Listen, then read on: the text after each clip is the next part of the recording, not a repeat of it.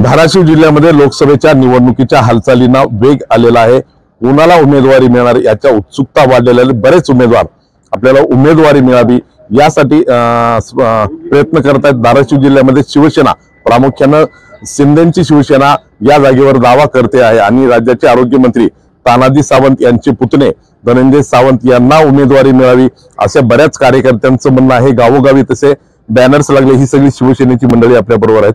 मला तुम्ही सांगा, शिवसेनेच्या वतीने खासदारकीचे उमेदवार कोण असावेत?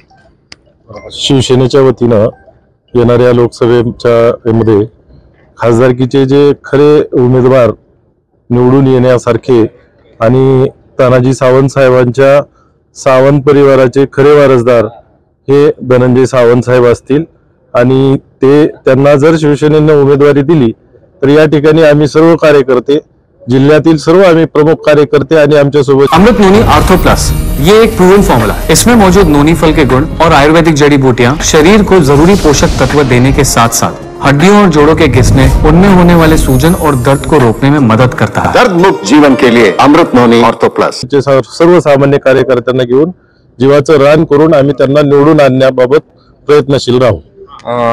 धनंजय सावंत उत्सुक आहेत किंवा त्यांना उमेदवारी मिळावी अशी मागणी आहे। तुम्ही महिला जिल्हाध्यक्ष आहेत, तुमचं काय म्हणणं आहे? तुम्ही त्यांच्या उमेदवारीला त्यांना उमेदवारी द्यावी अशा मताचे आहात का?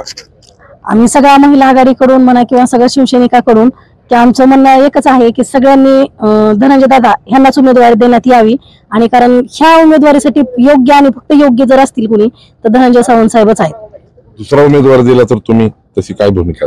नाही, जे पक्ष ठरवल ते तर आहेच, पण सगळ्यांच्या मताने तर एकमुखाने एकच आहे की धनंजय सावंत यांच्याशिवाय दुसरा उमेदवार कोणी असू शकत नाही किंवा योग्य 7 तारखेला मुख्यमंत्र्यांची सभा आहे। तुम्ही उमेदवारी संदर्भात नेमकी मुख्यमंत्र्यांकडे काय मागणी करणार? लोकसभेच्या अनुषंगानं ही जागा खरं तर शिवसेनेची जागा आहे। या ठिकाणचे आजचे खासदार ठाकरे गटात जरी असले तरी ते धनुष्यबाण चिन्हावर निवडून आलेले आहेत आणि त्यालाच अनुसरून आमची प्रामुख्याने मागणी आहे की ही जागा प्रामुख्याने शिवसेनेकडे आली पाहिजे आणि उमेदवारी कोणाची असली पाहिजे याबाबत सुद्धा आमच्याकडे स्पष्टता आहे की आमचे जिल्हा परिषदचे माजी उपाध्यक्ष तानाजीराव सावंत साहेब यांचे पुतणे धनंजय सावंत साहेब हे आमचे उमेदवार असले पाहिजे अशी सर्व कार्यकर्त्यांच्या तळागाळातून या ठिकाणी मागणी आहे। तुम्ही जिल्हाध्यक्ष आहेत, तशी मागणी वरिष्ठांकडे केली आहे? आम्ही मुख्यमंत्री साहेबांकडे आणि पक्षाच्या सर्व वरिष्ठांकडे ही मागणी आम्ही सांगितलेली आहे। एक मुखाने सगळ्या पदाधिकाऱ्यांनी यावर संमत होऊन ही मागणी आम्ही केलेली आहे। आणि मला तुम्ही सांगा, ही तशी महायुती आहे, शिवसेना आहे, भाजप आहे आणि सगळी मंडळी, तुम्ही आताच एवढ्या लवकर कसं दावा करते या जागेवर?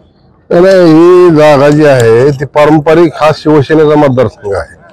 माझ्या माहितीप्रमाणे ज्या वेळेस पासून महायुती तयार झाली त्यावेळेस पासून एक वेळेस मंडळाताईला जर जागा सुटली होती फक्त, त्याच्यानंतर आणि आतापर्यंत पण ही जागा शिवसेनेचा बालेकिल्ला राहिलेली आहे आणि या ठिकाणी एक वेळेसचा 2009चा अपवाद वगळता या ठिकाणी शिवसेनेचा धनुष्यबाणाचा उमेदवार विजयी झालेला आहे। या ठिकाणी फार मोठ्या प्रमाणामध्ये शिवसेनेचा पारंपरिक मतदार या ठिकाणी आहे आणि आज निवडणूक लढवत असताना माननीय सावंत साहेबांनी ज्या पद्धतीने हा जिल्हा विकासाच्या दृष्टीने एक उच्च शिखरावर नेण्याचा प्रयत्न चालू आहे त्यांचा आणि त्याला जिल्ह्यातील सर्वसामान्य लोकांसुद्धा त्याला सपोर्ट आहे। पण ते सध्या 2 शिवसेना आहेत।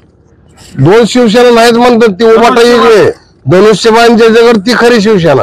आमच्याकडे धनुष्यबाण आहे, आम्ही शिंदेगड म्हणतच नाही, आमची शिवसेना ही खरी शिवसेना आहे। बाळासाहेबांच्या विचारानं बाळासाहेबांचे विचार जे पेरले जात आहेत आणि ज्या विचारात शिवसेना चालते ती ही आहे आणि बाळासाहेबांनी स्पष्ट सांगितलं होतं ज्या दिवशी माझ्या शिवसेनेची काँग्रेस होईल त्या दिवशी मी दुकान बंद करील।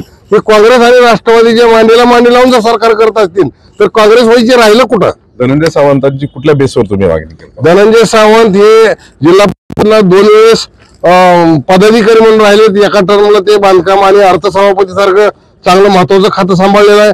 नंतरच्या टर्मला त्यांनी शिक्षण आणि आरोग्य त्यासोबतच जिल्हा परिषदचा उपाध्यक्ष म्हणून काम केलेलं आहे आणि दोन्ही पद अशी आहेत की पूर्ण जिल्ह्यामध्ये त्या धनंजय सावंतांचा संबंध आलेला आहे, संपर्क झालेला आहे। मला नेते तुम्ही सांगा, ही महायुतीची जागा आहे, भाजपा पण ह्या जागेवर दावा करते, शिवसेना पण दावा करते, तुम्ही आता दावा करताय धनंजय सावंत यांना उमेदवारी मिळावी अशी मागणी करताय, वाद होणार नाही?